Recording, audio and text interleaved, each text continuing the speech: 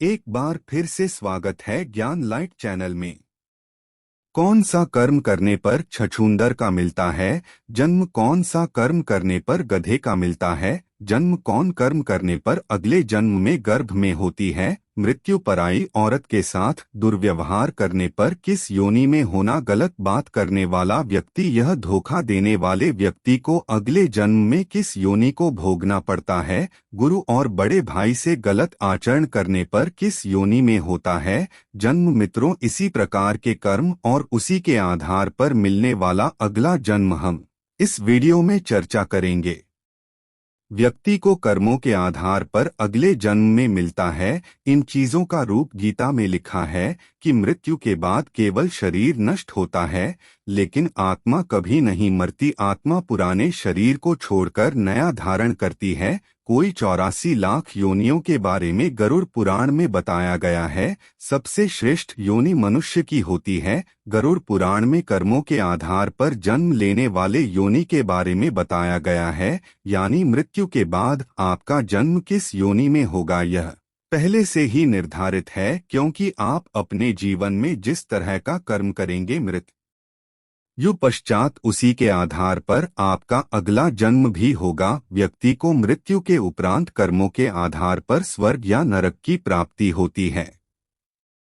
महिलाओं से दुर्व्यवहार करने वाला गरुड़ पुराण में बताया गया है कि व्यक्ति महिलाओं का शोषण करता है, उनसे दूर व्यवहार करता है, वह अगले जन्म में भयानक रोगों पीड़ित हो जाता है। साथ ही जो गुरु की पत्नी से दुराचार करता है उसे कुष्ठ रोग का सामना करना पड़ता है। गरुड़ पुराण के अनुसार दूसरे की पत्नी से संबंध बनाने वाला व्यक्ति घोर नरक में जाता है, फिर वहां से पहले भेड़िया, फिर कुत्ता और अंत में बगुला की योनि प्राप्त होती है। जन्मों के बाद अंत में उसे मनुष्य योनि मिलती है। साथ ही बड़े भाई का अपमान करने वाले व्यक्ति को कौन नामक पक्षी के रूप में जन्म लेना पड़ता है। इतना ही नहीं, 10 वर्षों तक उसे इसी योनि में रहना होता है। उसे मनुष्य तन की प्राप्ति होती है। गरुड़ पुराण के अनुसार छल कपट करने वाला व्यक्ति या धोखा देने वाले व्यक्ति को अगले जन्म में उल्लू के रूप में जन्म मिलता है। झूठी गवाही देने वाला व्यक्ति अगले जन्म में अंधा पैदा होता है। गुरु से दुर्व्यवहार करने वाला जो व्यक्ति गुरु से दूर व्यवहार करता है, यह उनकी बातों की अवहेलना करता है, उसे भगवान के अपमान के समान झेलना पड़ता है। साथ ही यह भी बताया गया है कि वह अगले जन्म में जल से रहित ब्रह्मराक्षस के रूप में विचरण करता है, हर समय भगवान का नाम लेता है और उनकी उपासना करता है। उसे सभी चिंताओं से मुक्ति मिल जाती है। साथ ही जीवन के अंतिम क्षणों में भी जो राम का नाम जपता है वह जन्म मृत्यु के चक्र से मुक्त होकर मोक्ष प्राप्त कर लेता है। माता पिता किसी का दिल दुखाने वाले, उन्हें प्रताड़ित करने वालों को पैदा होने से पहले ही गर्भ में उनकी मृत्यु हो जाती है।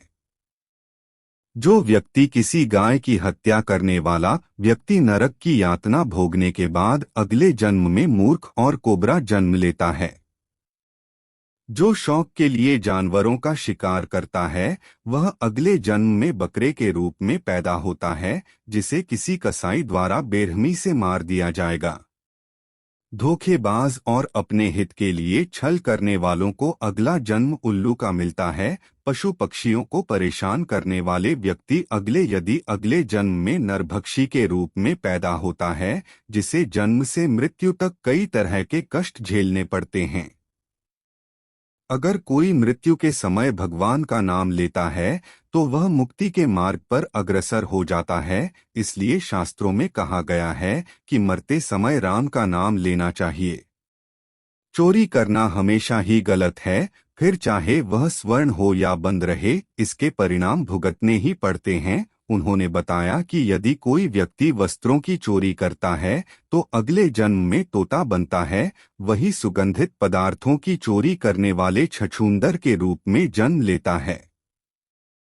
यदि कोई व्यक्ति किसी का कत्ल करता है तो यह अपराध की श्रेणी में आता है। ऐसा कर्म करने वाला वह शस्त्र से हत्या करता है, उसी से उसकी भी हत्या हो जाए तो उसे मिलती है। इसके बाद वह मछली और बाघ बनता है, लेकिन इन जोनों में भ्रमण करने के बाद वह मनुष्य योनि में जन्म लेता है। ऐसे कर्म करने वाले बनते हैं जो व्यक्ति सदैव दूसरों की मदद करता है, पशु पक्षी और अन्य जीवों पर दया करता है, जरूरतमंदों की मदद करता है और निस्वार्थ भावना से संचित धन का उपयोग धार्मिक कार्यों में करता है, तो ऐसे व्यक्ति अगले जन्म में मनुष्य योनि में ही जन्म लेते हैं। साथ ही समाज में अच्छे कार्य करके दूसरों को लाभान्वित करते हैं। लेकिन धर्म के प्रति आसक्त मनुष्य अगले जन्म में शाम योनि में जन्म लेते हैं। तो आपको वीडियो कैसा लगा कमेंट करके ज़रूर बताएं। वीडियो को लाइक करें, दोस्तों के साथ शेयर ज़रूर करें और चैनल सब्सक्राइब नहीं किया है तो चैनल को सब्सक्राइब करके बेल आइकन ज़रूर दबा दें। धन्यवाद।